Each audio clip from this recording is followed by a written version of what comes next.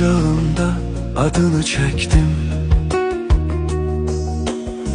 Ulduzlarda sanki seni gözledim. Külək belə adını pıçıldadı. Derya kimi kalbime damla damla doldun. Derya gözlüm, güzel üzlüm, kalbim sana her an yakın. Gülüşünde bahar gizli, sensiz dünya olur yarım. Deryam, yüreğimin tek arzusu. Saçların küleğe bir nağme kimi, sesin içimde sonsuz bir hediye. Gözlerin bakanda dünya susur. Sanki kainat sana vurulur.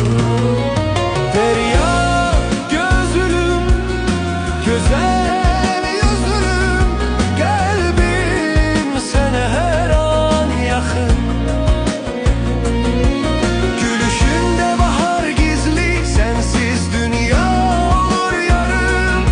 Derya, yüreğimin tek arzusu.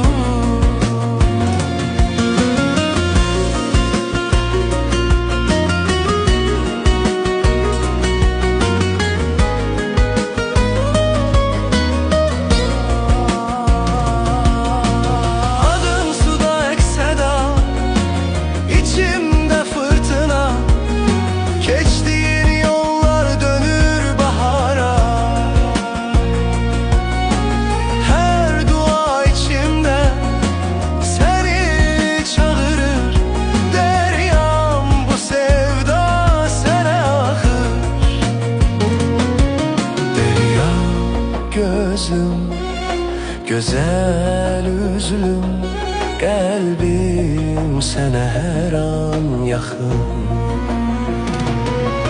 Gülüşün